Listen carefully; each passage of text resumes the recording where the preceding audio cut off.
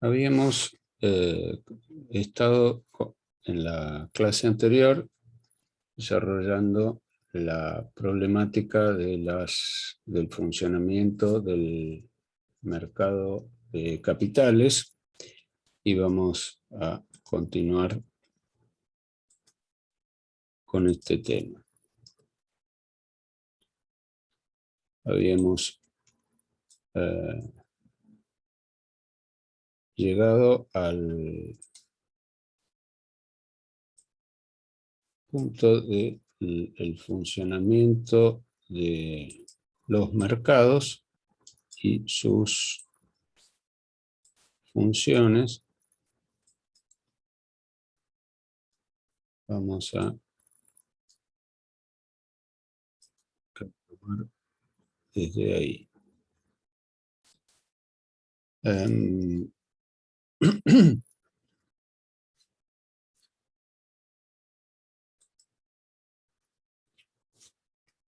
En la ciudad de Buenos Aires tenemos en funcionamiento, dentro de este régimen que veníamos de desarrollar, la fusión de bolsas y mercados argentinos, la fusión de la bolsa de comercio y lo que se llama el mercado de valores de Buenos Aires, ahora se llama Bolsas y Mercados Argentinos.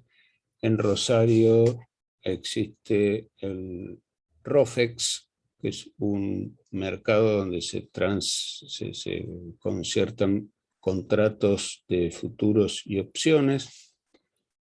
En mercado abierto electrónico, ya lo habíamos mencionado, también conocido como MAE, que es un ámbito de negociación entre bancos, o sea, es un mercado extra bursátil, funciona fuera de un recinto y las operaciones se concretan por la interacción de los agentes, que son normalmente bancos, y tienen la operatoria limitada solamente a la negociación de obligaciones negociables. Otro ejemplo lo tenemos en el mercado argentino de valores de Rosario. Una pregunta. Dígame. El primero, que es Bolsas y Mercados de Buenos Aires, ¿sería el famoso Merval ese? Sí. En la continuidad del Merval funciona en la ciudad de Buenos Aires, tiene la entrada por la esquina de Sarmiento y Reconquista, es un edificio del fin del siglo XIX, muy bonito. Ahí funciona la Bolsa de Comercio de Buenos Aires y el Bolsas y Mercados Argentinos. Bueno, acá tenemos un esquema. Esto está tomado de la página del Bolsas y Mercados Argentinos. Describe el esquema de funcionamiento de este mercado en particular. Del lado izquierdo tenemos el esquema de cómo vinculan la actuación de dos agentes. Recuerdan que cada agente, el agente A en este caso, recibe una orden de compra y el agente B recibe una orden de venta. La expresión concertación igual T0 significa que son operaciones que se conciertan para ser liquidadas al contado, en el momento. En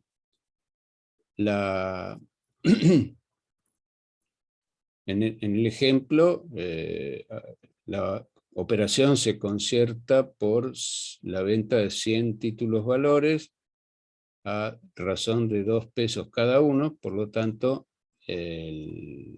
la operación entre estos dos agentes, este esquema representa una contratación a través de los sistemas informáticos del mercado. Las operaciones se derivan al centro de procesamiento de datos y sobre el lado derecho tenemos la liquidación de los dos aspectos, del movimiento financiero, o sea, la liquidación de las obligaciones de dar sumas de dinero que conciertan los dos agentes. El agente A le debe 200 pesos al agente B y el agente B va a cobrar 200 pesos. Bolsas y Mercados Argentinos liquida operaciones en pesos, dólares y otras divisas a través del sistema bancario. Y luego a la derecha tenemos el esquema del movimiento de títulos. El agente A le debe 100 títulos, valor nominal de 100 títulos valores al agente B. Perdón, el agente A es acreedor de estos títulos y el agente B es el que se los transfiere. La liquidación de los títulos se cursa a través de sus cuentas, de la cuenta de cada agente en Caja de Valores, Sociedad Anónima, CB_SA. Bueno, este es el esquema de cómo funciona el mercado.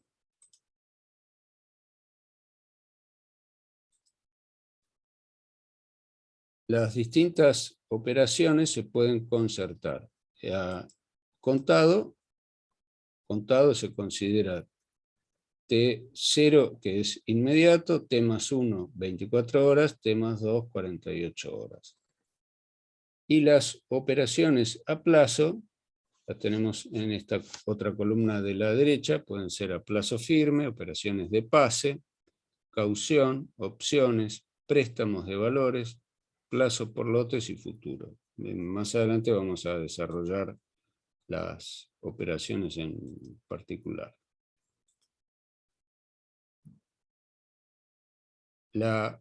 El mercado interviene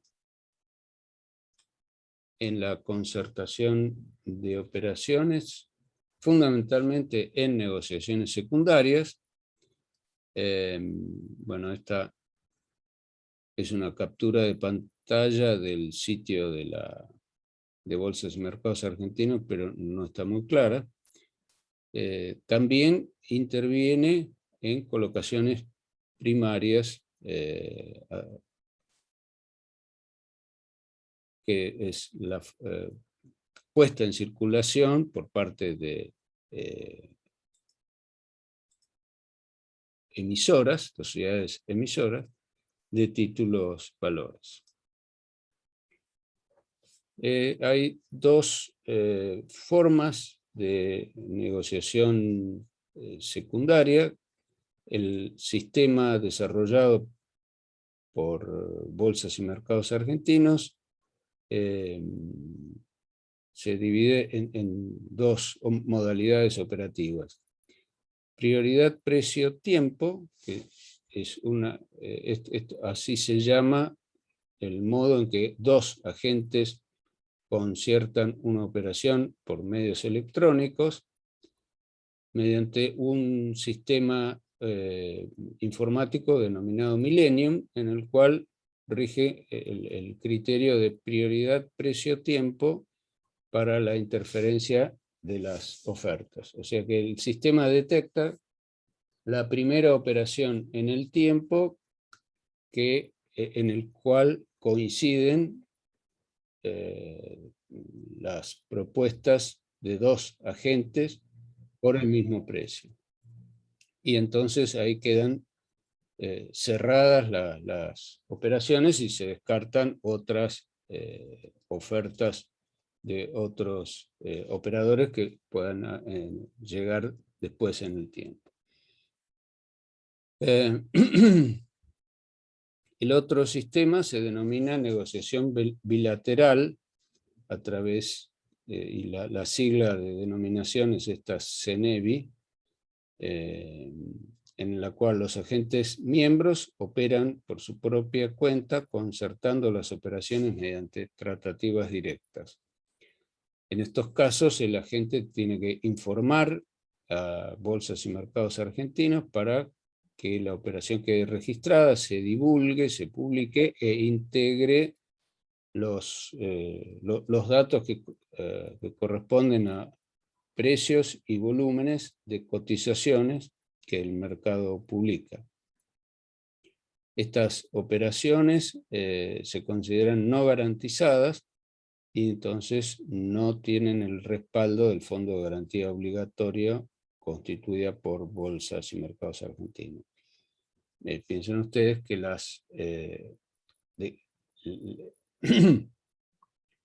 los agentes, al concertar una operación, asumen obligaciones recíprocas, uno de entregar dinero y el otro de entregar títulos. Cuando las operaciones se registran por el sistema prioridad precio-tiempo, el mercado garantiza el cumplimiento de esas obligaciones. Por el sistema bilateral, no. Bien. Otro sujeto que interviene en el complejo circuito del funcionamiento de los mercados de capitales son las cámaras compensadoras, que son sociedades anónimas autorizadas por la Comisión Nacional de Valores, de acuerdo a las reglamentaciones que dicta la Comisión Nacional de Valores, cuyo objeto social de estas sociedades anónimas es la liquidación y compensación de las operaciones autorizadas por la Comisión Nacional de Valores, cumpliendo el rol de contraparte central. O sea, cada operación se establece con estas cámaras que tienen vínculo con una y otra parte de estas negociaciones bilaterales. Y también, además, están autorizadas a desarrollar otras actividades que sean afines y complementarias a la negociación de títulos valores. Y la función de contraparte central consiste en otorgar garantías respecto del cumplimiento de las obligaciones entre las partes, disminuir el riesgo de contraparte y el riesgo sistémico de las operaciones en los mercados. Bien, vamos ahora a concentrarnos en los distintos tipos de agentes y sus funciones. Acá tenemos los agentes de liquidación y compensación, también se los denomina ALIC. Las ALIC son sociedades cuyo rol es brindar asesoramiento, uno de cuyos roles es brindar asesoramiento a sus clientes sobre inversiones en los mercados de capitales. Pueden actuar en la colocación primaria y en la negociación secundaria, o sea, generalmente en la negociación primaria asesoran o asisten a los inversores que van a suscribir la colocación de títulos que emite una sociedad emisora, o sea, la unidad económica deficitaria.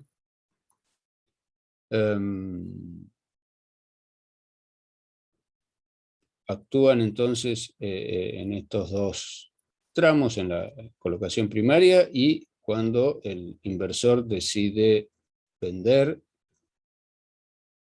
o cuando un inversor decide comprar un título que ya está en circulación, recurre entonces a estos agentes y canalizan estas ofertas en los mercados,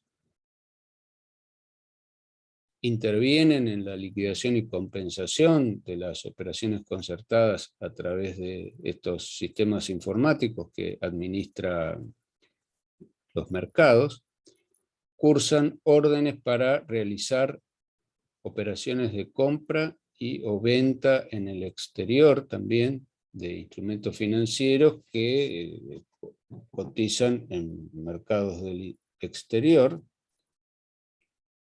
con autorización de los organismos de control de los países respectivos.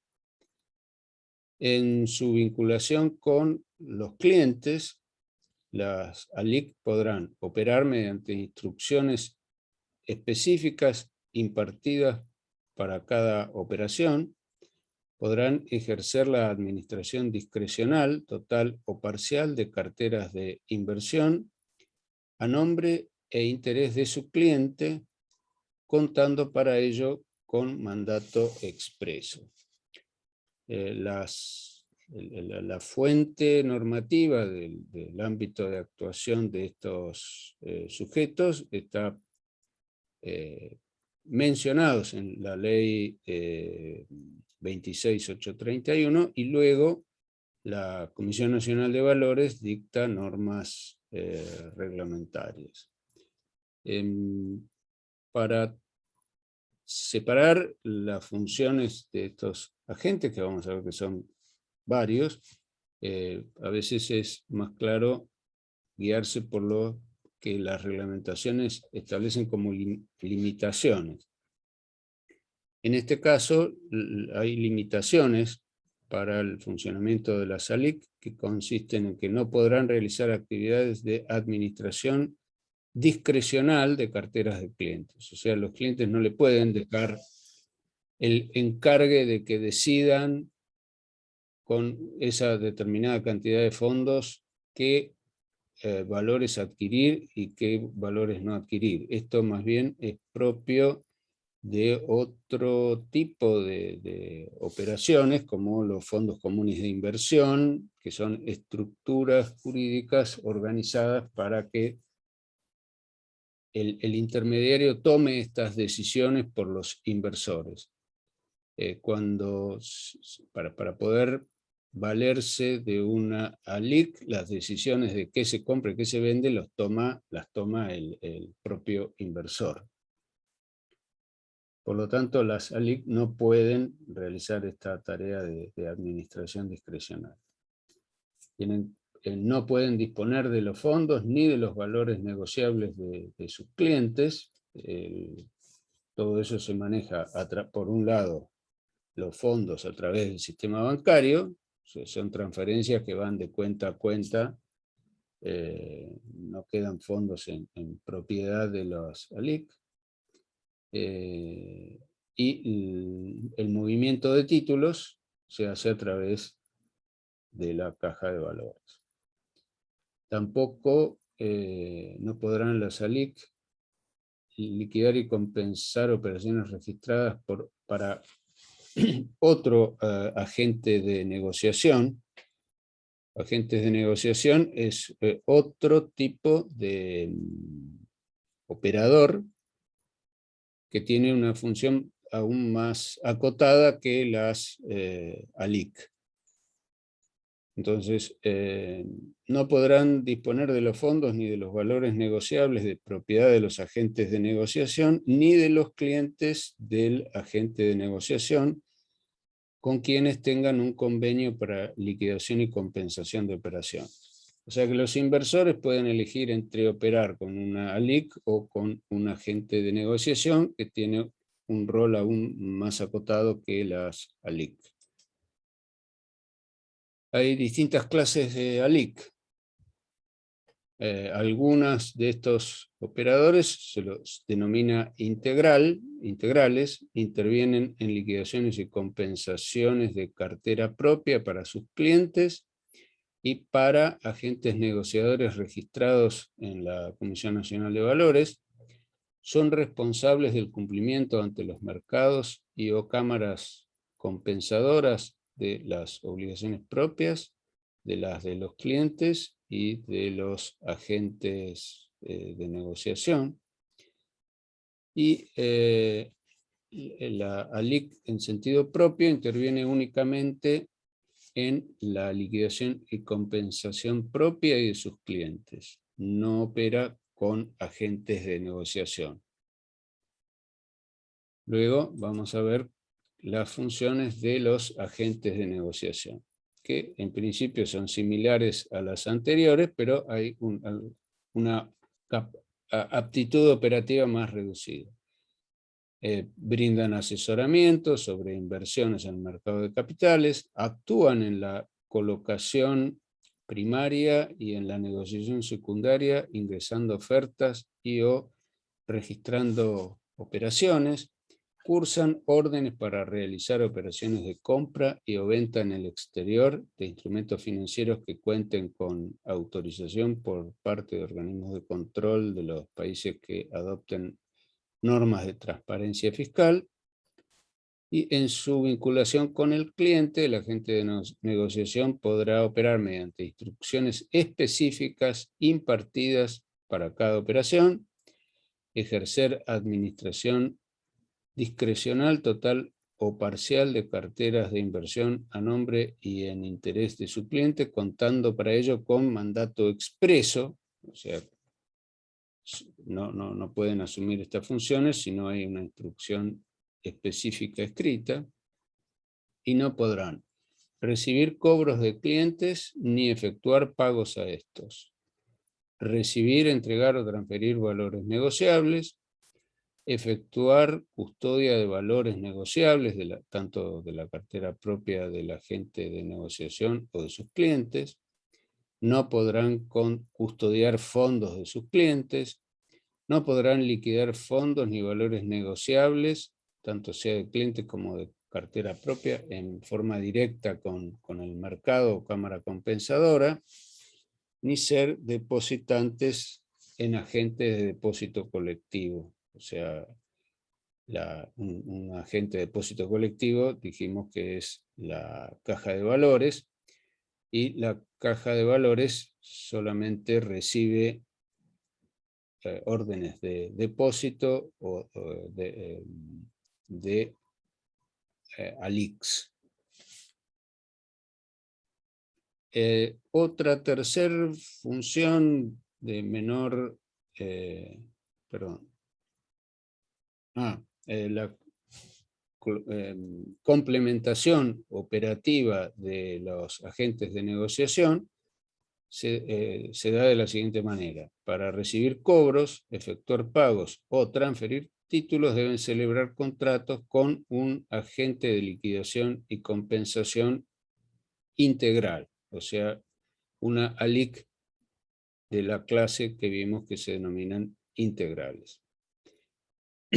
Para que entonces sea la ALIC quien realice la compensación y la liquidación de operaciones realizadas. O sea, es un eslabón más entre el agente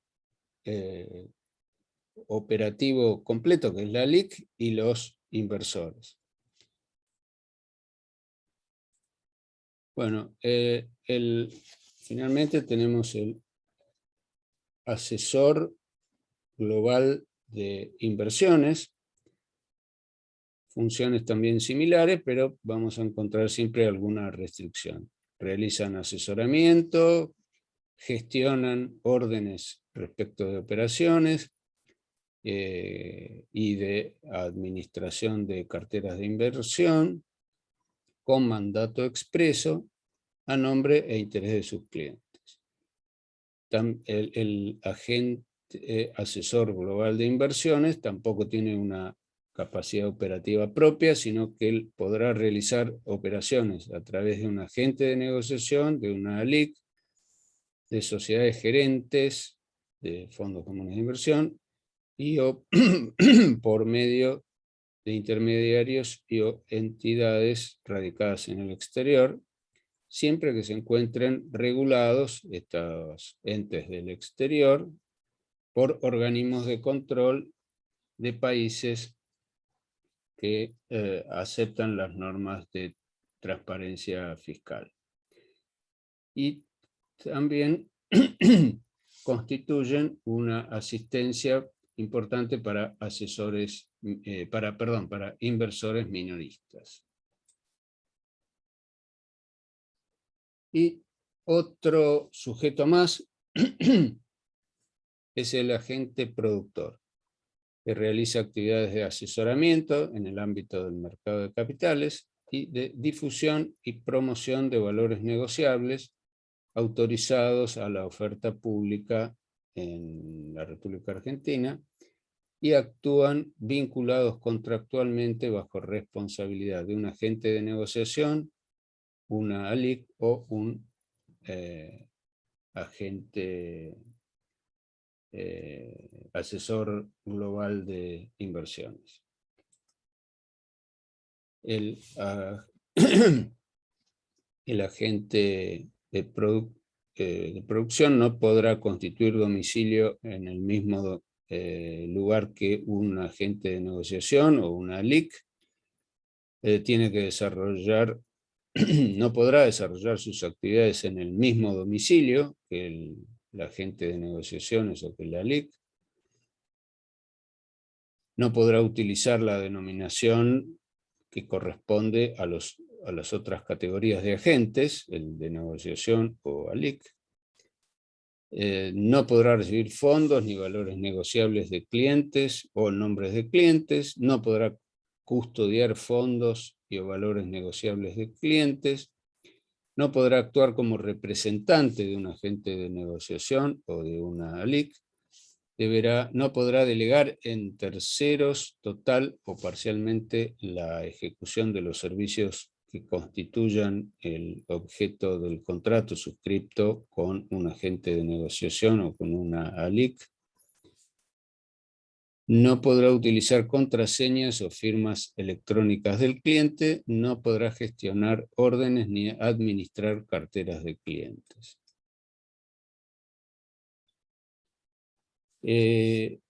Otra figura que regula la ley es la de los agentes de corretaje de valores negociables. La función de los agentes de corretaje es poner en relación a dos partes a través de la divulgación de ofertas de precios y volúmenes referidos a valores negociables u otros instrumentos habilitados por la Comisión Nacional de Valores en un ámbito electrónico o también simultáneamente un ámbito híbrido, o sea, en parte electrónico y en parte presencial, u otro medio de comunicación autorizado para la conclusión de negocios sobre títulos sin estar ligadas a ninguna de las partes por relaciones de colaboración, subordinación o representación.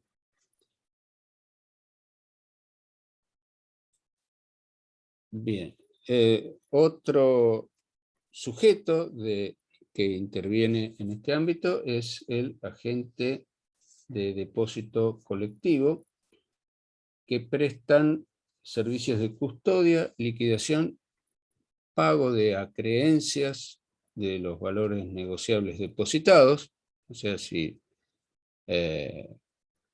un título valor, por ejemplo, una obligación negociable, en el curso del tiempo en que está depositada ante un agente de depósito colectivo, paga un servicio de intereses por el préstamo recibido o paga un servicio de amortización del capital correspondiente al préstamo, el agente de depósito colectivo es el que cobra ante la entidad emisora y luego se encarga de hacerle acreditar al inversor cuyos valores negociables están depositados a través de este sistema, le hace llegar los fondos correspondientes. Y estos servicios se prestan mediante contrato. objeto principal de la actividad de un agente de depósito colectivo es realizar un contrato de depósito colectivo de valores negociables. Esta noción está definida en el artículo 30 de la ley 20.643, según el texto de la ley 27.440. Y el ejemplo de agente de depósito colectivo que más importante es el de la Caja de Valores Sociedad Anónima, que es una sociedad subsidiaria de bolsas y mercados argentinos. La definición de la noción de depósito colectivo la tenemos, según el texto que acabamos de mencionar, es el siguiente: es un contrato celebrado entre un agente depositario central de valores negociables y un depositante, según el cual la recepción de los valores negociables por parte de aquel solo genera obligación de entregar al depositante o a quien éste indique, en los plazos y condiciones fijados en la ley o en su reglamentación, igual cantidad de valores negociables de la misma especie, clase y emisor. En el depósito tradicional, cuando el depositante entrega una cosa al depositario, el depositario está obligado a restituir la misma cosa en su individualidad. Si uno lleva en depósito a una, o por ejemplo, en un espectáculo público, uno deposita en el sector de la sala de espectáculos destinada a que las personas dejen sus abrigos, por ejemplo. Al salir del espectáculo uno retira y la empresa está obligada a restituir el mismo abrigo que uno entregó. Bueno, acá, dado que los objetos o elementos o derechos o instrumentos que se depositan son títulos de características homogéneas, no interesa la individualidad. Supongamos que estamos hablando de derechos instrumentados en papel, que se emiten en serie. Cada documento tiene un número de identificación, pero al titular no le interesa que le devuelvan el mismo. Le satisface que le devuelvan uno de la misma especie, clase y emisor. De eso se trata el depósito colectivo de títulos valores o de valores negociables. Recordemos, se habla de valores negociables cuando no tenemos un soporte físico. En ese caso también hay un uso analógico del término depósito, porque en realidad en estos casos la sociedad depositaria no recibe papeles, sino registra derechos. ¿Quién es el titular de un registro?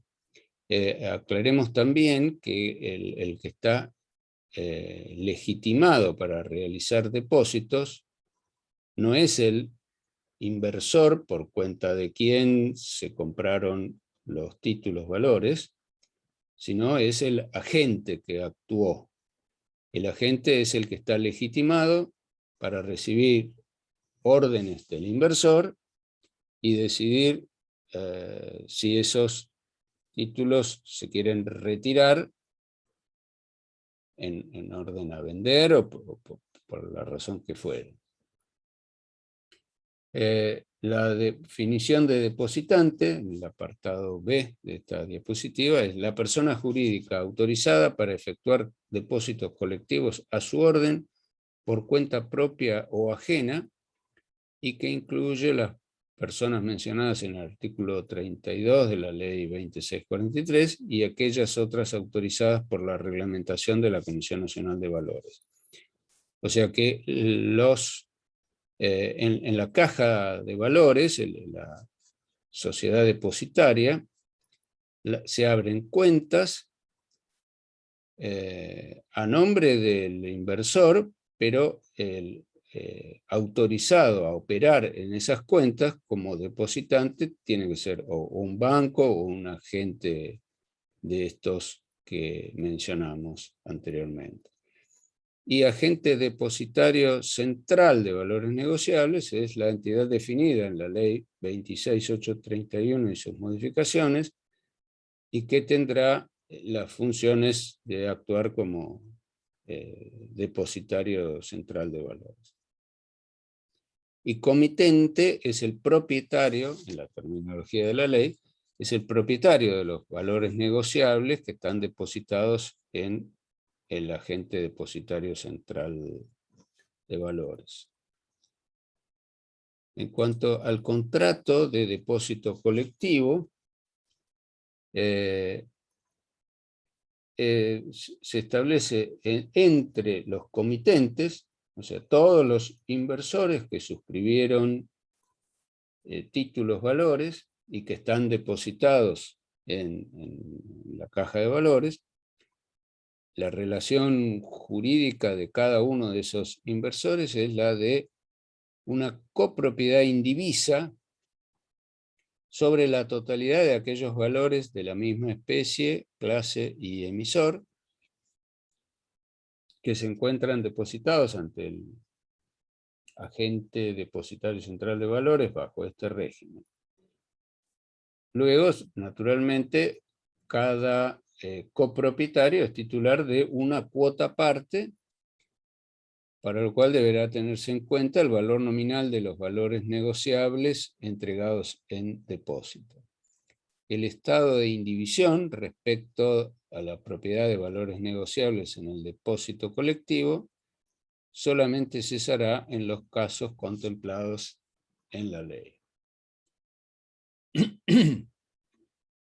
Bien, luego tenemos otra función,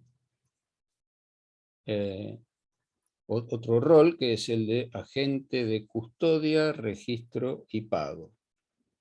Son entidades registradas ante la Comisión Nacional de Valores para prestar el servicio de registración en un sistema electrónico de representación de valores negociables mediante anotaciones en cuenta. O sea, acá no tenemos títulos físicos, sino operaciones que se registran respecto de valores negociables que no se instrumentan en papel.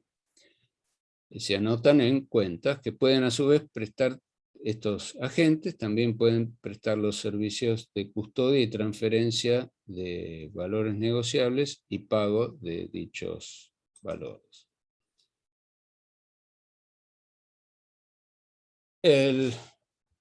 Otra clase de agente es la del agente de calificación de riesgos, que intervienen en la etapa que corresponde a la emisión primaria, antes de que se autorice a la circulación de un título valor que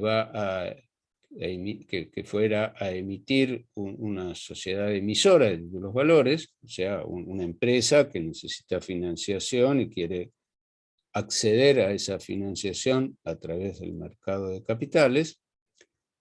Dijimos que en el comienzo, cuando escribimos el circuito de colocación de títulos en el mercado primario, vimos que había varias funciones que cumplían una función de asesoramiento, una función de comercialización.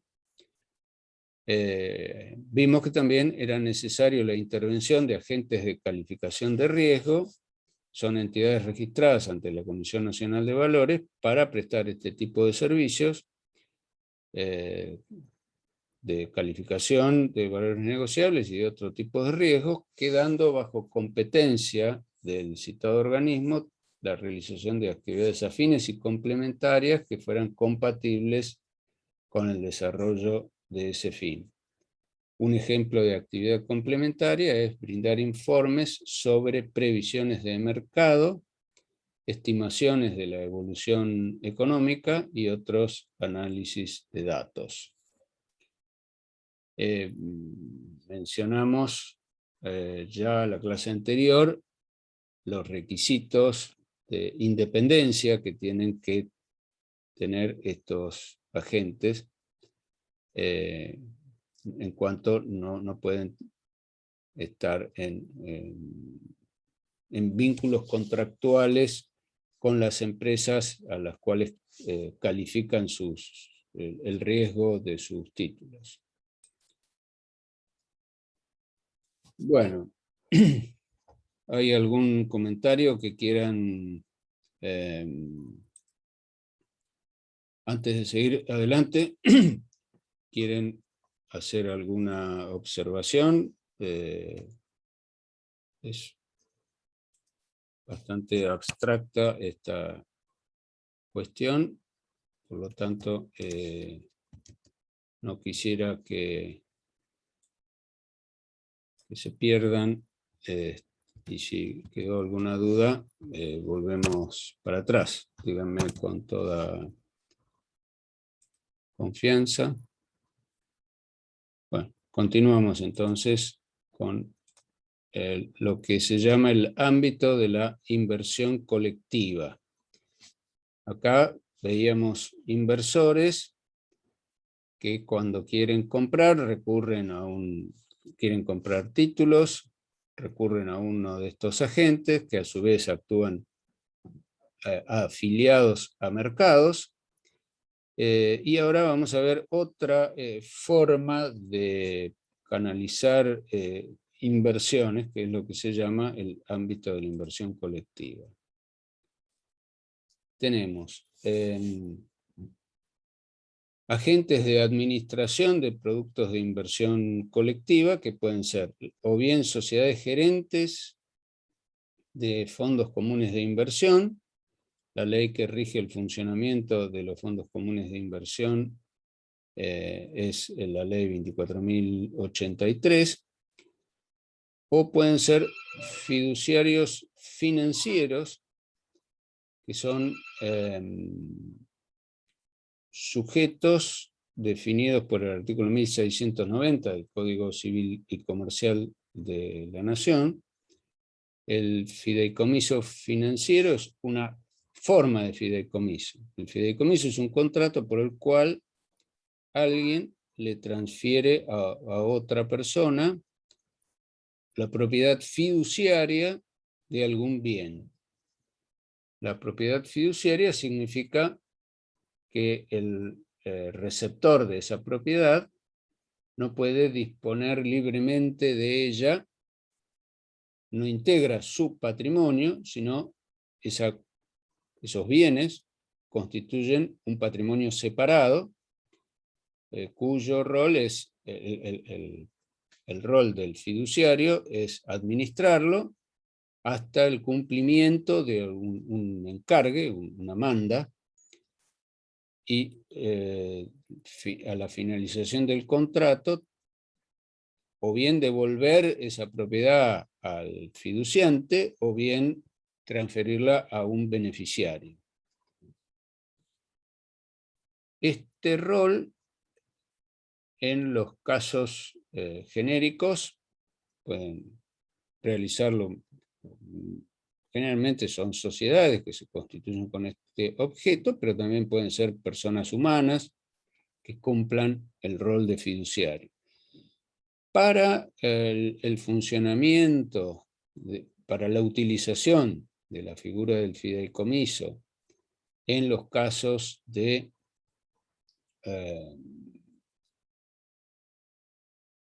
inversiones sobre valores negociables o títulos valores, cuando para determinadas circunstancias es necesario recurrir a la figura del fideicomiso, entramos dentro de una clase especial de fiduciario, que es el fiduciario financiero, que está regulado, está definido su función por el artículo 1690 del Código Civil y Comercial, pero para cumplir ese rol se requiere la autorización de la Comisión Nacional de Valores. O sea que para ser fiduciario financiero hay que estar constituido como sociedad y cubrir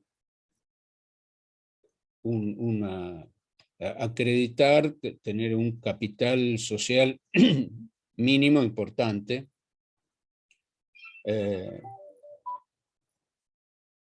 Bien, esto del lado de los agentes de administración de productos de inversión colectiva. Luego tenemos los agentes de custodia de productos de inversión colectiva, que funcionan en correlación con estas sociedades gerentes del mismo régimen, que son las sociedades depositarias de fondos comunes de inversión.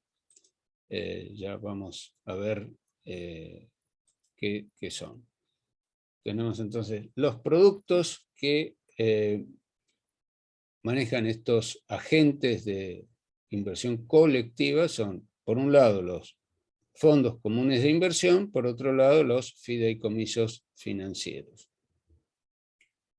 Un fondo común de inversión es un patrimonio de titularidad de diversas personas a las cuales se les reconocen derechos de copropiedad representados por cuotas partes, las que podrán emitirse, o sea, las cuotas partes podrán emitirse de manera cartular o escritural.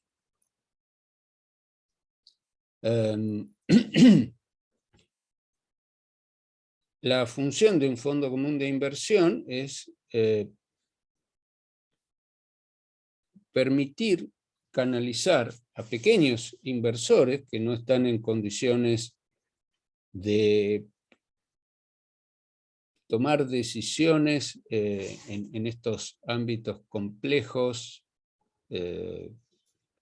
de los riesgos que implica operar en inversiones de riesgo. Supongamos que se nos ocurriera invertir en acciones de compañías que cotizan en mercados, y tendríamos bastantes dificultades para decidir en cuál invertir, en qué momento del tiempo va a convenir vender, porque la marcha de la sociedad no viene tal como se había esperado, y entonces conviene vender esos títulos y comprar de otra empresa.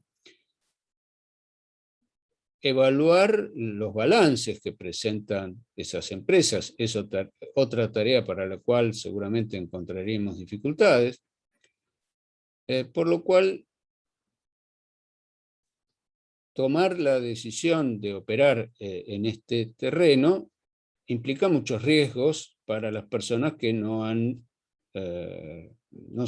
se han capacitado para ello, para evaluar esos riesgos. Entonces, esta estructura jurídica, conformada por una sociedad depositaria y una sociedad gerente,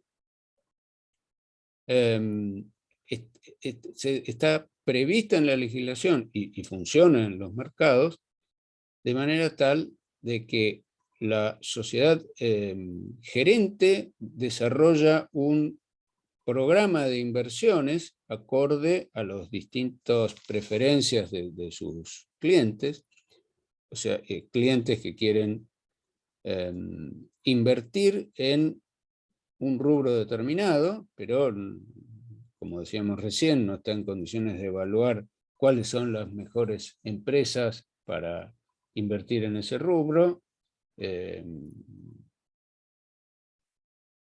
y de acuerdo a ese programa que propone a la clientela, lleva adelante las operaciones de compra y de venta de los títulos, siempre respondiendo a ese programa, y tiene un equipo equipos de asesores que se dedican a evaluar toda esta información y deciden todos los días cómo se compone ese patrimonio respecto del cual existe una copropiedad.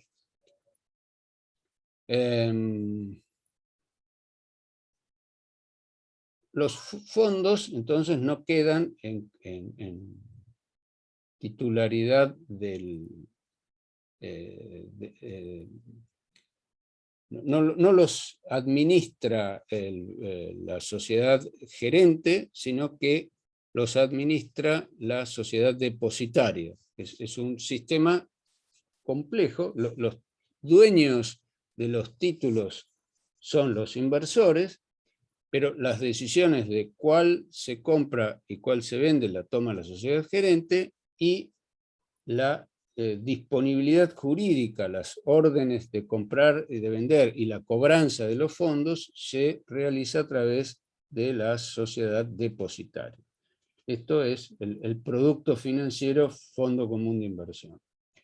Otro producto financiero es el fideicomiso financiero, que está constituido por un conjunto de activos transferidos a un fiduciario. Ya recordamos la noción de propiedad fiduciaria, es esa propiedad que se transfiere a alguien con un alcance limitado, no es un propietario pleno, sino es un propietario que está limitado a cumplir un encargue respecto de la cosa o de los derechos que se le transmitieron bajo estas condiciones,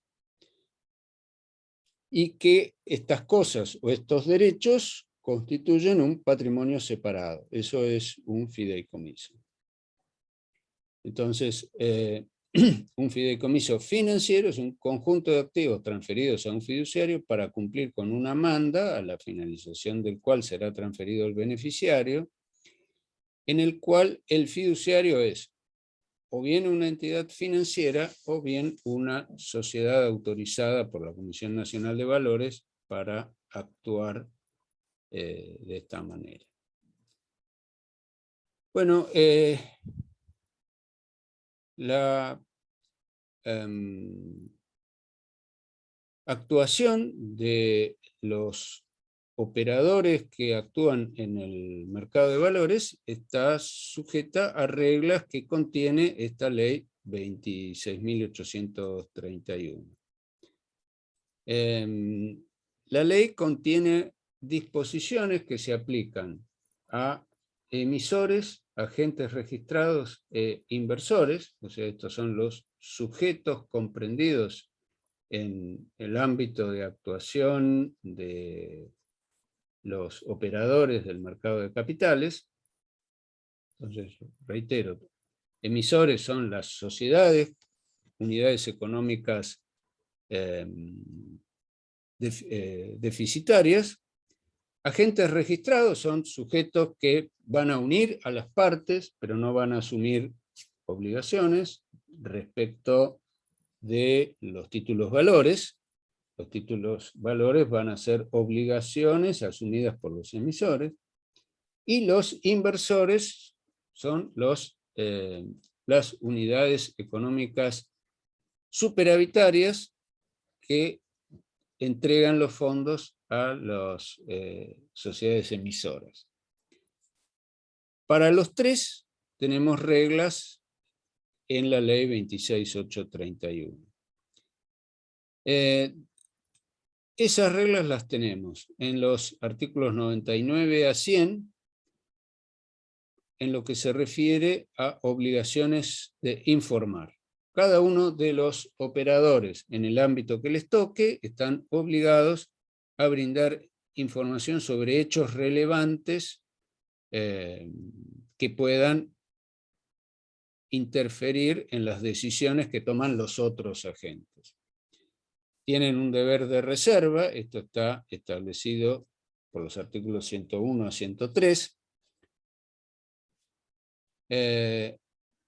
tienen,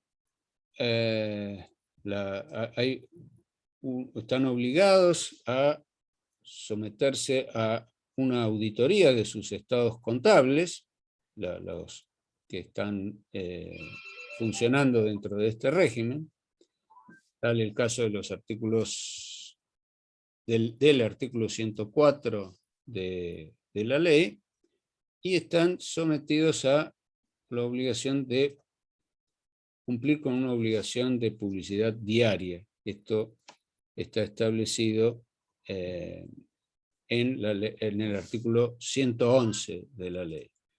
Para quienes no cumplen con estas disposiciones, hay sanciones respecto del abuso de información privilegiada, respecto de la manipulación y engaño respecto de precios o volúmenes de valores negociables, o en la oferta pública no autorizada. Esto resulta del artículo 117 de la ley 26.831, que vamos a leer.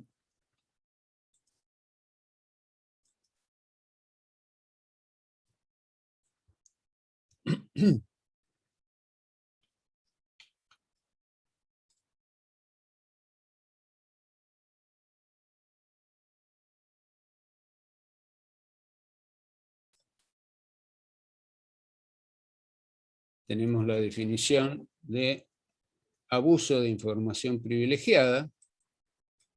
Los directores, miembros del órgano de fiscalización, accionistas, representantes de accionistas y todo el que por su trabajo, profesión o función dentro de una sociedad emisora o entidad registrada por sí o por persona interpuesta, así como los funcionarios públicos y aquellos directivos, funcionarios y empleados de los agentes de calificación de riesgo y de los organismos de control públicos o privados incluidos en la Comisión Nacional de Valores, Mercados y Agentes de Depósito, y cualquier otra persona que en razón de sus tareas tenga acceso a similar información, no podrán valerse de información reservada o privilegiada a fin de obtener para sí o para otros ventajas de cualquier tipo, deriven ellas de la compra o venta de valores negociables o de cualquier otra operación relacionada con el régimen de la oferta pública. Lo aquí dispuesto se aplica también a las personas mencionadas en el artículo 35 de la ley 24083, esta es la ley de fondos comunes de inversión. Esto es lo que se llama en inglés el insider trading, es aquella persona que en función de su rol obtiene información privilegiada y está prohibido hacer uso de esa información para comprar o vender, entre otras cosas, comprar o vender títulos valores. Por ejemplo, si el director de una sociedad anónima participa en una reunión en la que se toma la decisión de presentar en concurso a esa sociedad de la cual él es director, y tiene la información de que la presentación se va a hacer la semana siguiente, y sale de la reunión, sale corriendo y le dice a su agente de bolsa, a su ALIC, que venda las acciones en un momento en que el precio todavía no refleja el hecho de que el resto del mercado sepa que esa sociedad se va a presentar en concurso. Bueno, eso es un abuso de información privilegiada. La consecuencia, dice la segunda parte del artículo, es que en estos casos el diferencial de precio positivo obtenido por quienes hubieran hecho uso indebido de información privilegiada proveniente de cualquier operación efectuada dentro de un periodo de 6 meses respecto de cualquier valor negociable de los emisores a que se hallaren vinculados, corresponderá al emisor y será recuperable por él sin perjuicio de las sanciones que pudieran corresponder al infractor. Si el emisor omitiera incoar la acción correspondiente o no lo hiciere dentro de los 60 días de informado a ello, o no lo impulsara diligentemente después de la intimación, dichos actos podrán ser realizados por cualquier accionista. La otra conducta prohibida es la manipulación y el engaño.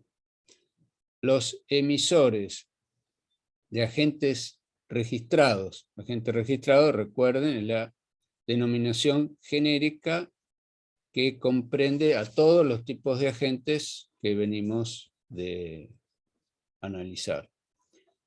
Los emisores, los agentes registrados, los inversores o cualquier otro interviniente o participante en los mercados autorizados deberán abstenerse de realizar por sí o por interpósita persona en ofertas iniciales o mercados secundarios prácticas o conductas que pretendan o permitan la manipulación de precios o volúmenes de los valores negociables, alterando el normal desenvolvimiento de la oferta y la demanda. O sea, manipular precios puede significar generar una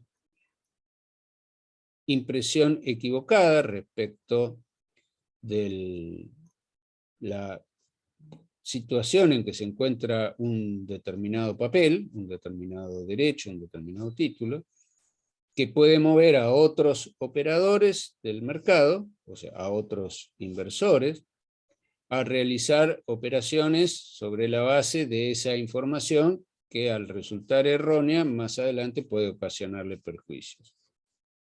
A eso se llama manipulación. Asimismo, dichas personas, las que se encuentran en estos roles, deberán abstenerse de incurrir en prácticas o conductas engañosas que puedan inducir a error a cualquier participante en dichos mercados en relación con la compra o venta de cualquier valor negociable en la oferta pública, ya sea mediante la utilización de artificios, declaraciones falsas o inexactas, o en las que se omitan hechos esenciales, o bien a través de cualquier acto, práctica o curso de acción que pueda tener efectos engañosos y perjudiciales sobre cualquier persona en el mercado. Será agravante en estos casos si la conducta sancionada fuese realizada por el accionista de control, los administradores, gerentes, síndicos, de todas las personas sujetas a la fiscalización de la Comisión Nacional de Valores. Y en todos los casos está prohibido intervenir u ofrecer en la oferta pública en forma no autorizada. O sea que no se puede hacer oferta pública de títulos emitidos por sociedades que no hubieran sido autorizadas para tal cosa, ni por parte de personas que no sean agentes autorizados. Toda persona humana o jurídica que intervenga, se ofrezca u ofrezca servicios en la oferta pública de valores negociables sin contar con la autorización pertinente de la Comisión Nacional de Valores, será pasible de sanciones administrativas sin perjuicio de las sanciones penales que correspondan. Bueno, acá tenemos entonces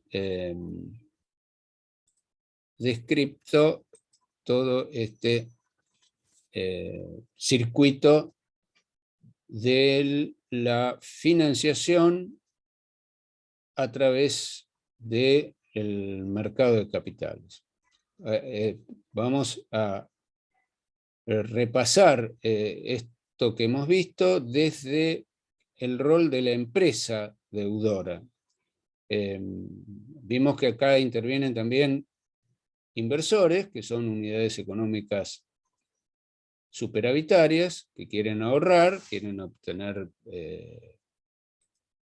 ventajas a través de este tipo de operaciones, pero ahora vamos a enfocarnos en la empresa, analizando dos gráficos. El modelo de balance general de la empresa y, o sea, la visión estática de cómo resultan los fondos que ingresan a la empresa, en qué cuentas van a quedar localizados, y una visión dinámica de los flujos de efectivos entre la empresa y los mercados financieros. El balance general de la empresa, ya estudiamos las cuentas de cómo se organiza un balance en dos columnas. La columna de la izquierda son los activos y la columna de la derecha son los pasivos contraídos con terceros y los pasivos contraídos con los socios de la empresa. Entonces, en la columna del pasivo y patrimonio neto tenemos el valor total de la empresa para los inversionistas. O sea, son fondos que ingresan como pasivos circulantes, o sea, pasivos de obligaciones que se contraen a corto plazo, pasivos que se contraen a largo plazo. Dentro de los pasivos circulantes tenemos a los proveedores y operaciones realizadas con bancos, compañías financieras. En las deudas a largo plazo podemos tener obligaciones negociables o préstamos sindicados. Y en el patrimonio neto, el capital contable de los accionistas. Entonces, por este lado ingresan fondos, y el destino de los fondos los canaliza la empresa a través de activos circulantes, por ejemplo, mercaderías, materias primas que la empresa adquiere para su circulación, dinero que mantiene en caja, y los activos fijos, que son los llamados activos, por ejemplo, bienes de uso, el caso de los bienes tangibles, o intangibles, que son marcas, patentes, diseños, etc.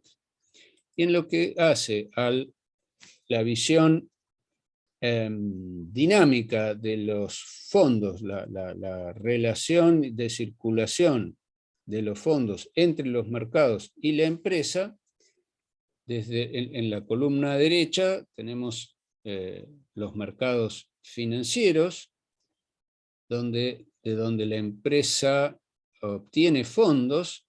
Acá tenemos esta columna amarilla. Obtiene fondos a través de deudas a corto plazo, a largo plazo, o mediante la emisión de acciones de capital. Los fondos fluyen a la empresa a través de la colocación que hace la empresa de instrumentos, o sea, el punto A de este circuito de circulación lo tenemos en esta flecha de arriba. La empresa hace inversión en activos, el paso B, activos circulantes y activos fijos, tal como vimos en el cuadro anterior. La venta de estos activos produce un flujo de efectivo que la empresa devuelve a través de dividendos y pagos de servicios de interés a sus acreedores que se originaron en los mercados financieros. Otra parte se paga en impuestos al gobierno, el paso D de este gráfico, el E va a los mercados, y el F tenemos el retorno, o la retención más bien de flujo retenido que la empresa retiene en su patrimonio. Y entonces tenemos el valor total de los activos del lado izquierdo y el valor total de la empresa para los inversionistas en los mercados financieros. Bueno, ¿alguna pregunta antes de seguir?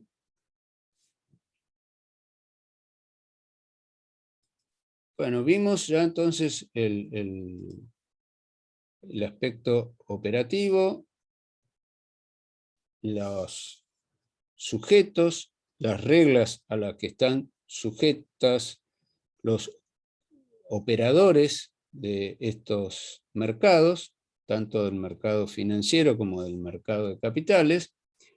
Y ahora vamos a centrarnos, si no hay ninguna pregunta, en la articulación de estas operaciones a través de los contratos respectivos. Bueno, recuerdan el esquema que planteamos inicialmente respecto de la definición de contrato de crédito. Un contrato de crédito es aquel en el que se intercambian una obligación presente, una prestación presente a la que se llama capital. Una parte entrega a la otra en el momento de celebración del contrato un activo y difiere voluntariamente la recepción de la contraprestación. La prestación de la otra parte habrá de ser una promesa de cumplir en el futuro la restitución de ese capital recibido con más una renta o un interés. Eso es lo que habíamos definido como contrato de crédito. Hay muchos ejemplos de contratos de crédito que van a responder a esta misma estructura que acá vemos.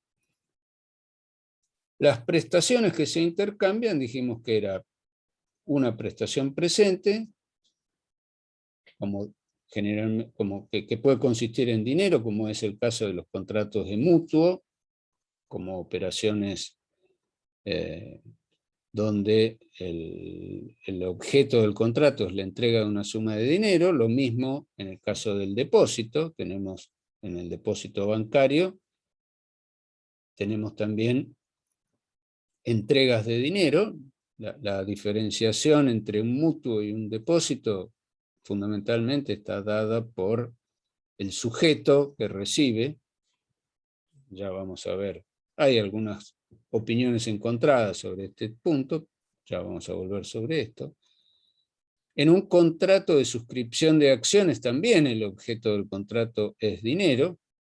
En otros casos, como cuando la empresa se financia a través de un proveedor, la prestación presente pueden ser mercaderías o materias primas, y la prestación futura casi siempre habrá de ser dinero. En el caso de la compraventa a plazos, el comprador se compromete a pagar el precio con más un incremento respecto del precio contado en un momento posterior.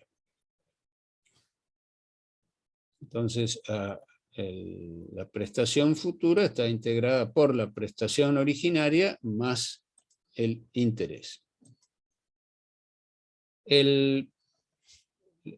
Aquello que entrega la parte dadora de crédito se le llama, en sentido financiero, capital.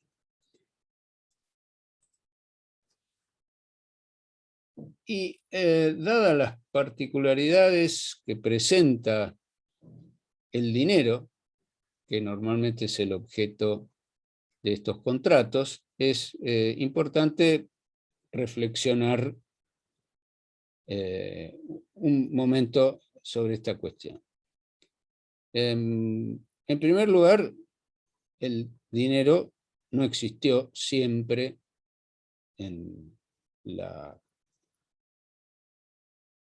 a lo largo de la existencia del hombre sobre la Tierra, y aún en el contexto de la historia, cuando ya el hombre se organizó en comunidades, descubrió la técnica de la escritura aún en lo que podemos llamar el hombre civilizado, en sus primeros años no conoció el dinero. Lo que la forma jurídica de canalizar sus necesidades la viabilizaba a través del trueque.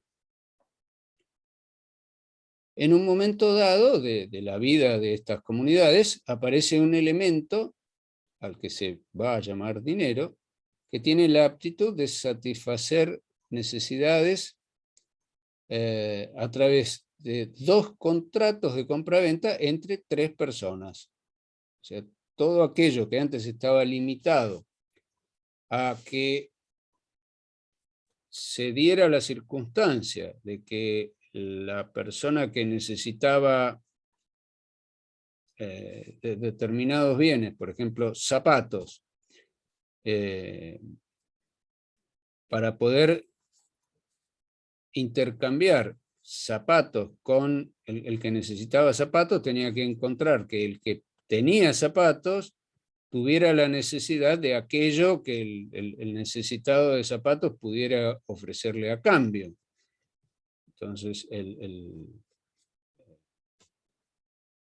zapatero, perdón, el que compraba los zapatos le podía decir al zapatero, bueno, le doy clases a su hijo, pero a lo mejor era profesor y enseñaba a leer y escribir, pero luego de un tiempo el profesor ya no necesitaba zapatos, sino que necesitaba alimentos.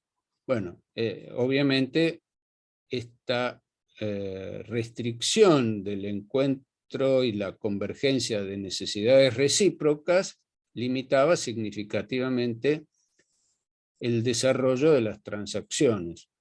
La aparición de un elemento que cumpliera esta función de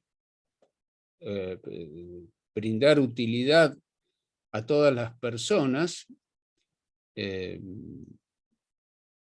permite la activación y la reactivación de las transacciones. ¿Para qué elementos se han utilizado a lo largo del tiempo que cumpla esta función?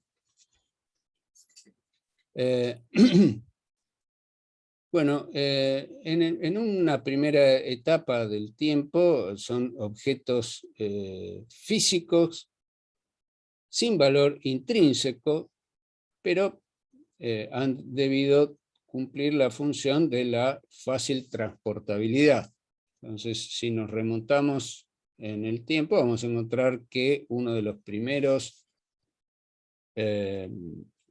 bienes que empezaron a utilizarse para cumplir con esta función fueron los metales, porque reunían la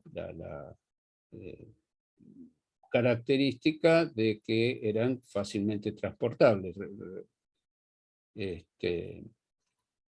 Antes de la utilización de metales también cumplió la función de dinero en distintas civilizaciones, muchos otros bienes. Cuando se generaliza el uso del metal, va a aparecer el uso de metales amonedados, que simplifica la cuantificación de metales. Si nosotros tenemos metales en estado originario, va a surgir el problema de pesarlos para saber qué cantidad de metal hay adentro. El hecho de acuñar monedas constituidas por metales portadores de un valor en sí mismo, simplifica esa tarea.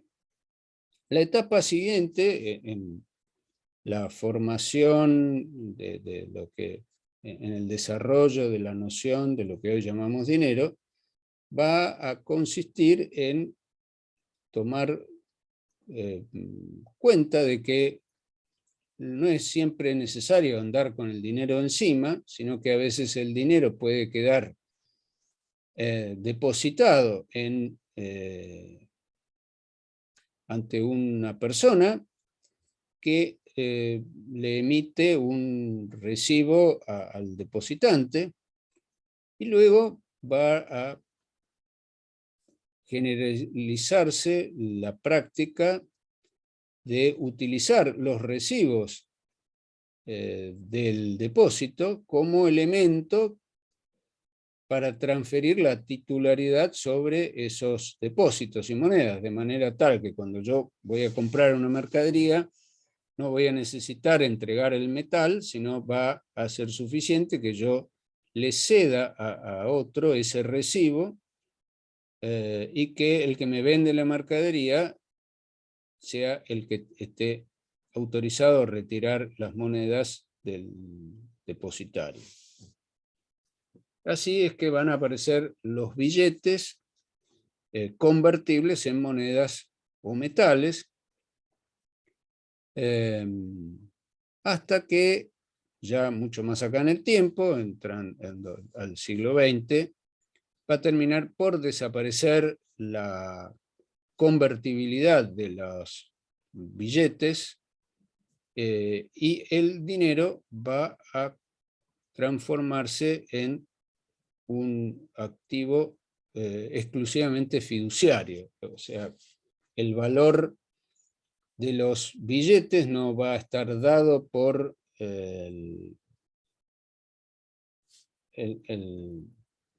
la materia de la cual están constituidas. No hay un valor intrínseco en la materialidad del billete, sino que su valor es meramente fiduciario en el sentido de la confianza que el público tiene respecto de que ese billete va a ser aceptado y se le va a reconocer el valor que la gente cree que tiene.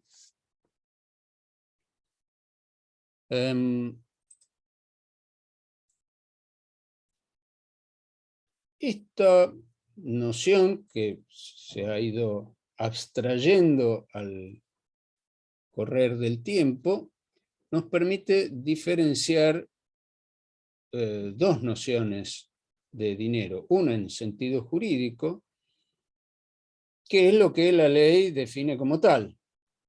Cuando una ley establece que el dinero que va a circular en un ámbito determinado tendrá tal denominación. En nuestro caso tenemos una larga historia de distintos tipos de moneda, de billetes que han cumplido esta función, que han tenido distintas denominaciones: peso, moneda nacional, desde en los orígenes de nuestra organización nacional. Antes habían circulado toda otra multiplicidad de billetes y monedas. El peso moneda nacional circuló hasta el año 70. En el año 70 empieza a circular los pesos ley 17.888, luego va a aparecer el peso argentino, luego el austral y luego el peso actual. Eso es lo que el Estado dice que cumplirá la función de tener un valor cancelatorio universal de todo tipo de obligaciones. Ahora, desde el punto de vista económico, el dinero cumple la función de medio de cambio, de medio de cancelación de obligaciones y de reserva de valor. Acá las personas pueden utilizar lo que el Estado dice que será dinero o podrán utilizar otros mecanismos, como de hecho está sucediendo en cuanto a que también se utiliza para cierto tipo de transacciones moneda extranjera, porque la pérdida de valor adquisitivo de lo que el Estado dice que cumple esa función fiduciaria de dinero, al no haber tal confianza para ciertas transacciones, no se utiliza el dinero del Estado, Tampoco se utiliza ese dinero del Estado para ahorrar la reserva de valor, en la medida que hoy día el dinero emitido por el Estado argentino pierde constantemente valor, entonces no cumple esa función de reserva de valor. Bien, ahora con el correr del tiempo, esta noción de dinero se vuelve una y otra vez cada vez más abstracta, y a partir del funcionamiento de un sistema bancario y a través de uno de los contratos que vamos a estudiar, que es el contrato de depósito bancario, se produce un fenómeno que va un paso más allá de la circulación de ese dinero físico del que veníamos hablando, esos billetes emitidos por el Estado a través de la utilización de un papel especial y con particularidades especiales. Vamos a ver que el paso de estos billetes a través de depósitos en los bancos van a dar lugar a la aparición de otra forma de dinero. Esto tiene que ver con lo siguiente. Supongamos que cada uno de nosotros es empleado en una empresa cualquiera y todos cobramos una suma de dinero que nos acreditan en una cuenta bancaria. Entonces, supongamos que todos cobramos, cada uno de nosotros cobra 1.000 pesos y que entre todos tenemos, hoy acá somos 23 personas en esta reunión, y todos tenemos 1.000 pesos, tenemos 23 por 1.000, 23.000 pesos. Pero no los tenemos en el bolsillo, los tenemos en la cuenta bancaria. Cada uno de nosotros, en el curso de esta semana, decidimos que solamente necesitamos 100 pesos y nos quedan, de esos 23.000 pesos, nos quedan 22.900 y salimos y con 100 pesos resolvemos todas las necesidades de la semana. Ahora, esos 22.900 pesos que quedaron en el banco, en realidad no están en el banco. El banco va a tener solamente una parte de esos fondos, porque el resto se los va a dar en préstamo a otras personas. Con lo cual, nosotros vamos a seguir pensando que tenemos 22.900 pesos en el banco, pero otras personas, sobre la base de esos mismos billetes físicos que nuestro empleador depositó en el banco, van a considerar y van a empezar a vivir sobre la base de que ellos tienen también una suma de dinero consistente en el préstamo que el banco les otorgó. Entonces ahí vamos a ver que además de los billetes y monedas en circulación, el sistema económico computa como dinero otra cierta cantidad de dinero que es la que resulta de este fenómeno que conocemos como creación de moneda bancaria. Tiene que ver con el sistema de encajes bancarios, ¿o no? Sí, lo que acabo de mencionar. Precisamente, cuando nosotros depositamos en ese ejemplo la cantidad de dinero que habíamos recibido, el banco, decíamos, una parte la guarda en la caja, eso es el encaje, y otra parte lo vuelve a prestar. Entonces, todos consideramos que tenemos una cantidad de dinero, pero que es superior a la cantidad de billetes y monedas en circulación. Esto lo podemos visualizarlo en este gráfico.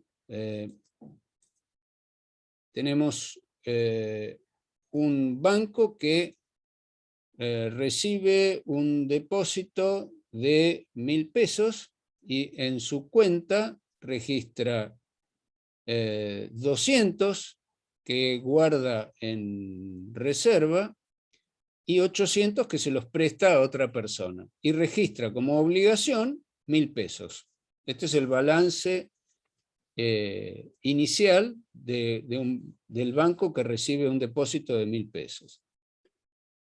Luego, ese mismo banco, con esos 800 pesos que le habían quedado libres para volver a prestar, realiza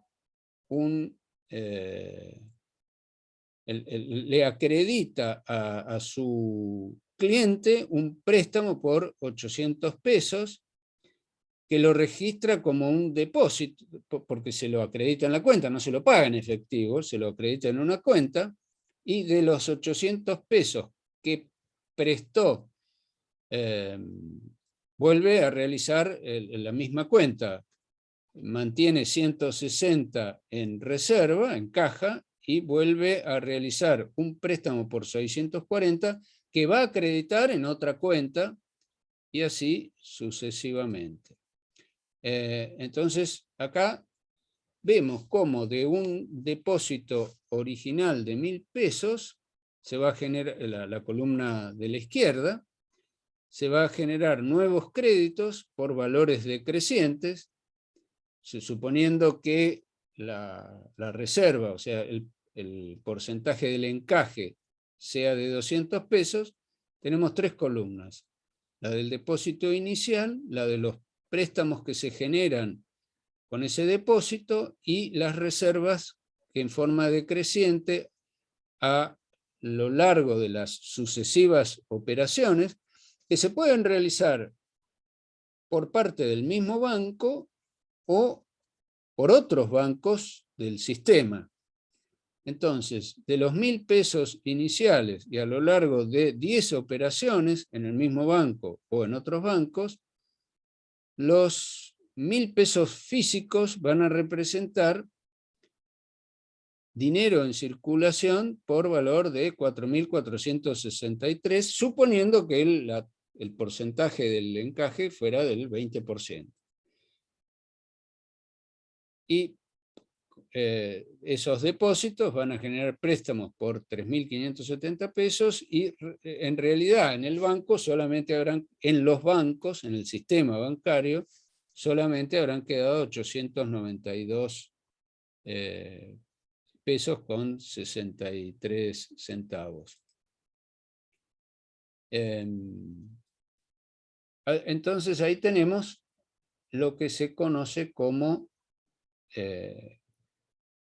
creación de dinero bancario, y tenemos que la explicación de por qué cuando el Banco Central informa sobre la situación monetaria de la economía, se refiere al total de billetes en circulación más otro componente.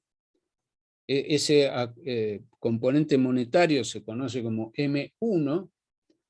Al lado del componente M1 hay otro segundo componente que se conoce con el nombre de base monetaria, y también se lo conoce como M2, que es la suma de los billetes en circulación más los depósitos bancarios, constituidos a la vista.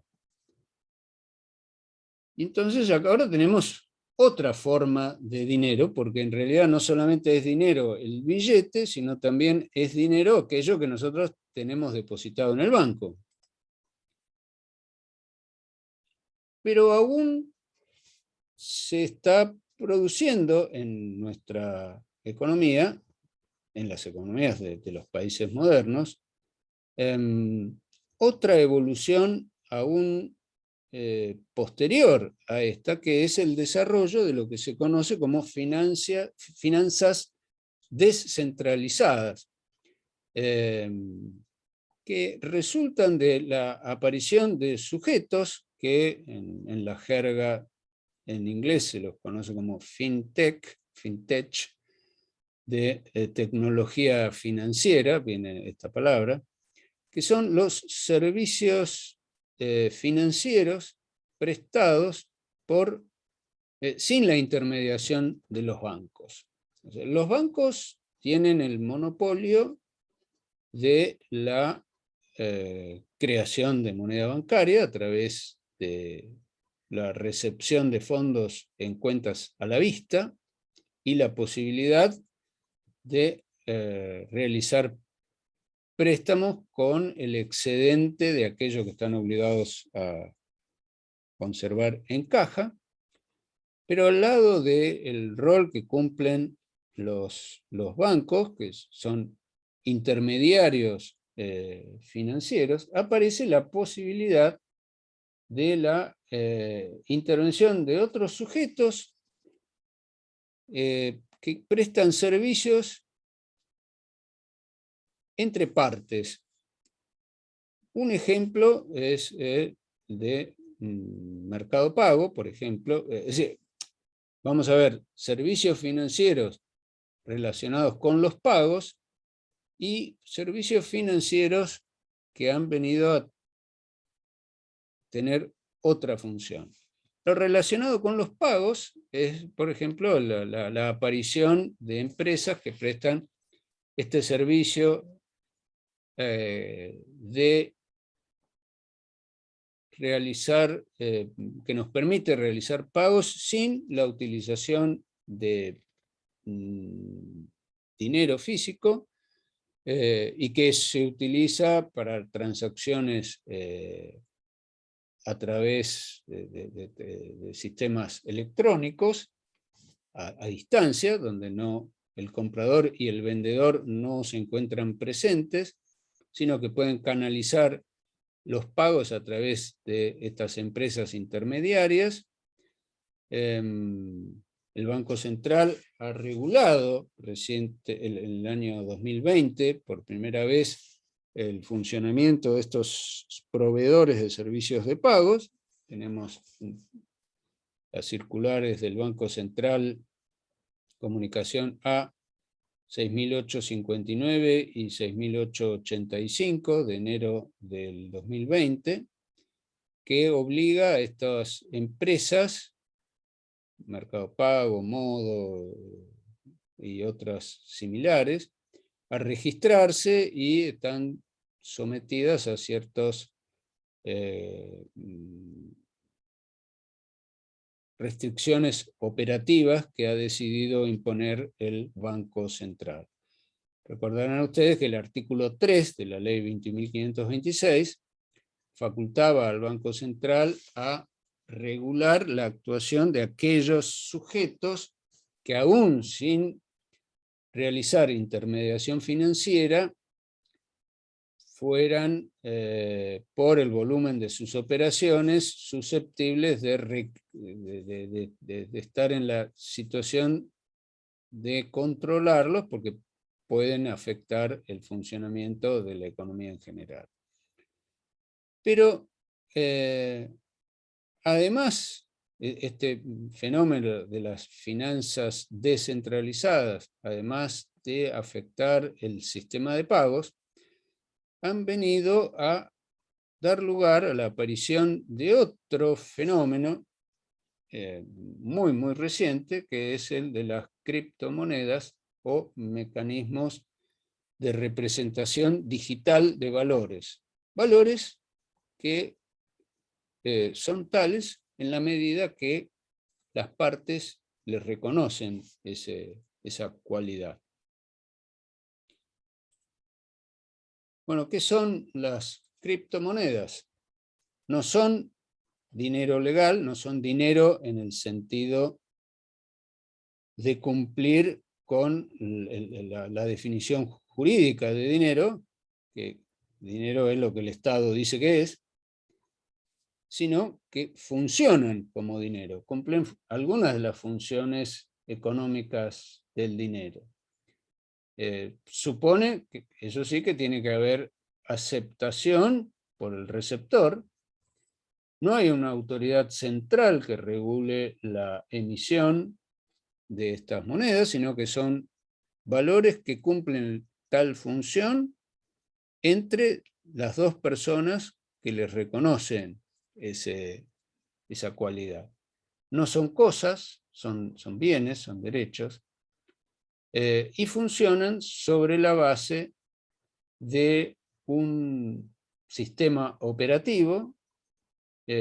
Por supuesto, la base de funcionamiento de las criptomonedas es totalmente informática, supone la existencia de una gran cantidad de computadoras alrededor del mundo, y que utilizan una suerte de lo que podríamos llamar un sistema operativo que se conoce con el nombre de blockchain, que es un sistema de criptografía asimétrica de clave pública. La expresión cripto viene de desconocido, o sea, una escritura desconocida que no es de lectura, no es asequible a la lectura por cualquiera, asimétrica en el sentido de que una de las partes tiene la información, la otra no, y clave pública porque la base de funcionamiento de este sistema blockchain se da en la medida que es descentralizado. La información de cada transacción tiene que ser validada por una gran cantidad de unidades de computadoras que están funcionando en el sistema en distintos lugares del mundo. Entonces, una transacción, para que se reconozca la existencia de una nueva unidad monetaria, en este sentido monetario de reconocimiento voluntario del valor, para que esa unidad entre al sistema, tiene que estar validada por la totalidad de esas computadoras a las cuales se les reconoce una retribución por esa validación de las transacciones. Por lo tanto, este sistema blockchain funciona como una base de datos pública y distribuida a lo largo de todo el mundo. Existen distintos sistemas de distintas monedas que utilizan este sistema, pero el más conocido es el Bitcoin, pero hay otras monedas que cumplen con estas características, y para los usuarios que las aceptan, cumplen una función muy parecida a la del dinero, y de hecho se evalúan en dinero porque de acuerdo a esa aceptación que le dan los particulares, en un determinado momento se puede establecer la equivalencia de esas monedas, de estas criptomonedas, con relación a las monedas de circulación legal. Entonces, en cada momento uno puede establecer la cotización en dólares de un Bitcoin, por ejemplo. Bien. Hasta acá es lo que, en una apretadísima síntesis, podemos decir respecto de lo que es el dinero, que constituye el elemento básico de los contratos financieros. En todos ellos se entrega y se da dinero, y se asume la obligación de restituir el dinero. Bueno, dadas las particularidades que presenta este elemento dinero, es importante tenerlo claro para cuando empecemos a hablar de los contratos en particular. El otro elemento de los contratos de crédito, dijimos que había una prestación presente que se entregaba a cambio de una prestación futura que implicaba la obligación de restituir dinero más una renta. Entonces, si no hay ninguna pregunta que hacer sobre lo que llevamos dicho hasta acá, y en los minutos de clase que nos quedan, vamos a pasar al análisis de este otro elemento de los contratos de crédito, que es la renta o el interés.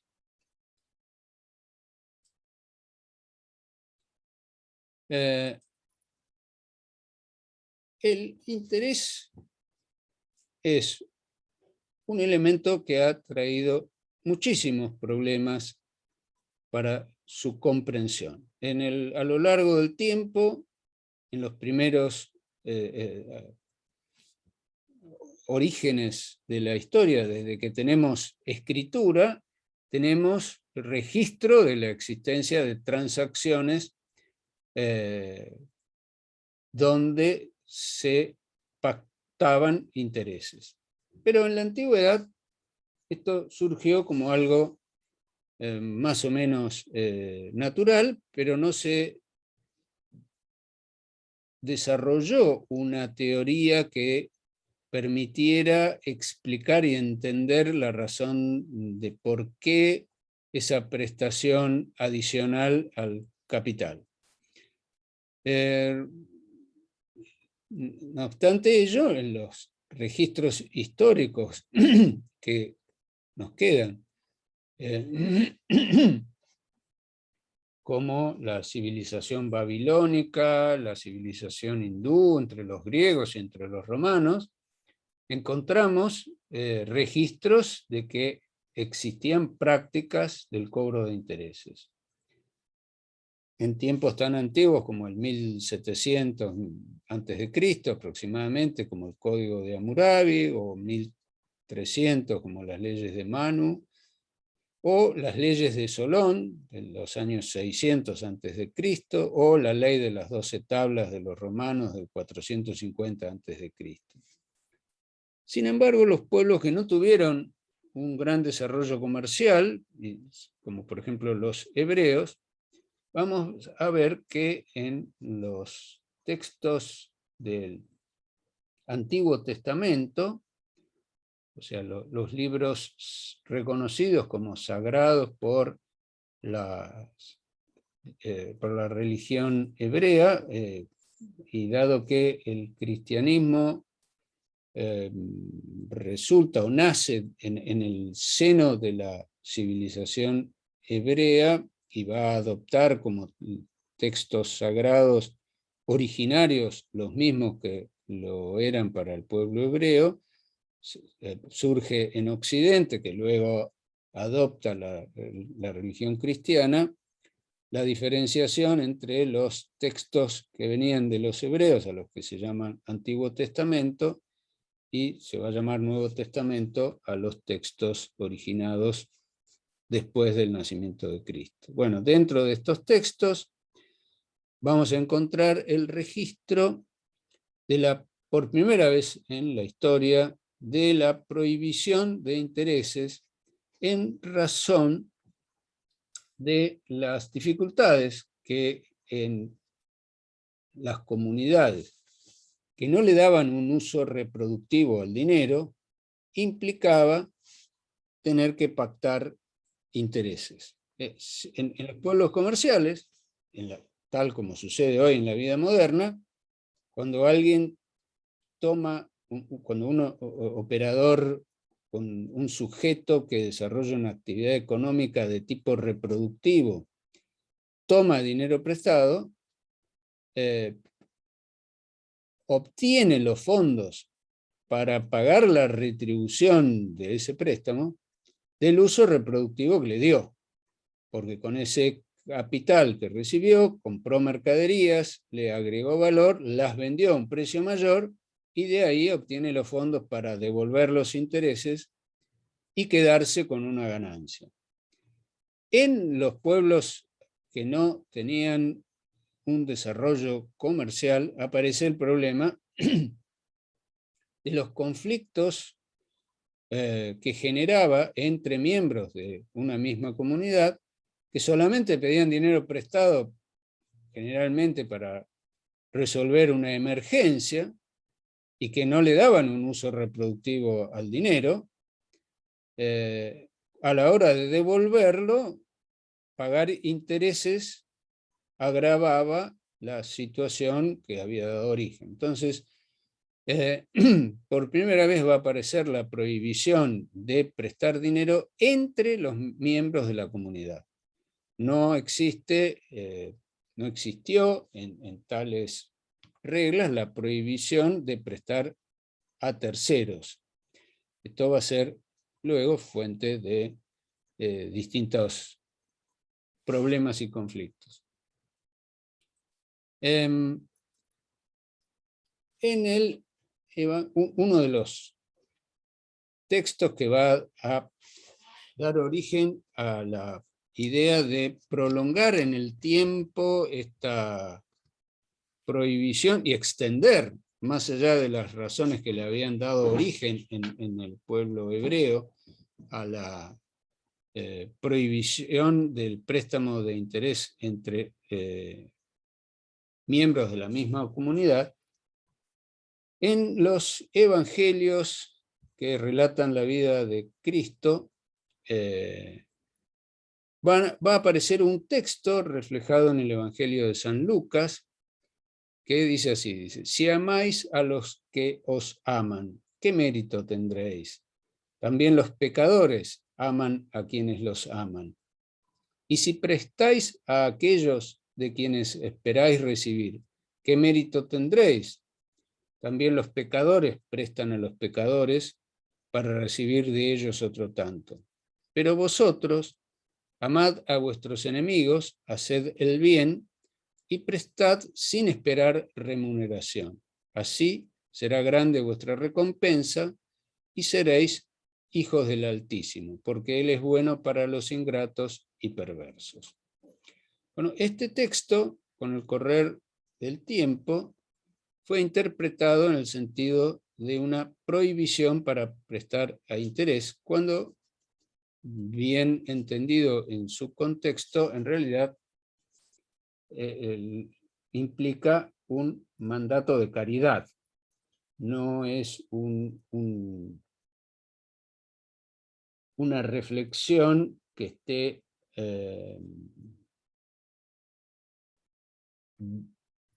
analizando desde el punto de vista económico la razonabilidad de este tipo de transacciones. No obstante ello, durante siglos esto va a dejar una huella muy importante en la cultura occidental, que va a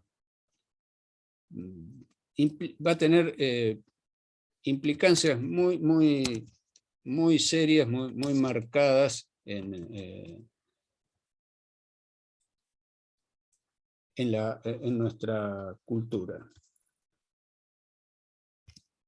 Vamos a dejar acá el desarrollo de este tema. Ya estamos sobre la hora.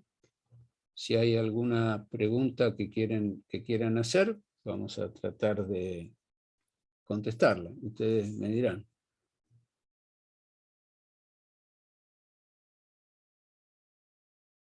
Bueno, entonces vamos a dar por terminada acá la clase de hoy. Les agradezco la participación y nos veremos el miércoles, si Dios quiere. Que sigan bien. Gracias. Gracias, nos vemos el miércoles.